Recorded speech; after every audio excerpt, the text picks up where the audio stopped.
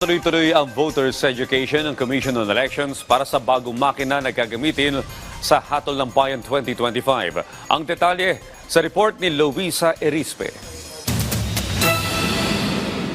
Umiikot na ang Commission on Elections ngayon sa iba't ibang bahagi ng bansa para ituro ang mga bagong proseso ng pagboto sa Hatol ng Bayan 2025. Bukod kasi sa bago na ang itsura at moderno na ang teknolohiya ng mga gagamiting automated counting machines, dapat anya maging maingat ang mga botante ngayon sa mga gagamiting balota. Wala naman anyang problema sa pag-shade ng boto dahil kahit gatuldok, basa na ng makina. Pero ang pinaiiwasan nila, masira, mabasa o kahit malukot ng sobra ang balota dahil baka hindi na ito tanggapin ng mga makina. Pero yung timing mark sa gilid, napaka-sensitive kasi noon.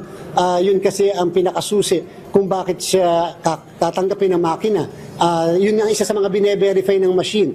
Kapag napunit yun, o kaya nabasa, o kaya medyo na-compromise, talagang i-reject siya ng makina. Paliwanag naman ng COMELEC, sakaling hindi tanggapin ng ACM ang balota ng unang beses, pwede pa itong subukan hanggang 4 na beses. Pero kung hindi na talaga basahin, lalabas na rejected na ito at hindi na mababasa ang boto. Sinabi naman ito ng COMELEC sa Voter Education Roadshow na isinasagawa sa buong bansa ngayong araw, kung saan idinedemo sa mga botante ang tamang paggamit ng mga bagong automated counting machines. Yung 1,800 municipalities and cities, meron tayong roadshow sa bawat isang barangay ng bayan na yan, sa kasalukuyan sa araw na to.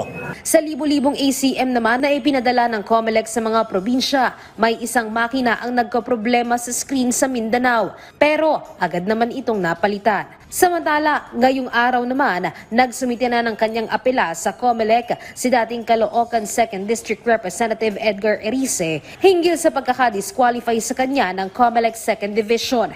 Muling tumatakbo si Erice bilang kongresista. Panawagan niya sa buong COMELEC Unbank. Kung mag-inhibit sila, pwede naman yung Court of Appeals. Mga justices, they can appoint justices para mag-determine whether I violated it. Kasi hindi sila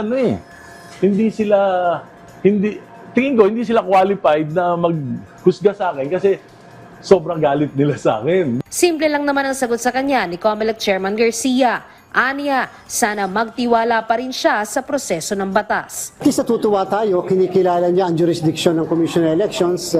The fact na siya ay nag-file ng MR, isa lang ang ibig sabihin, alam niya that the COMELEC acquired jurisdiction. Luisa Erispe para sa Pambansang TV sa Bagong Pilipinas.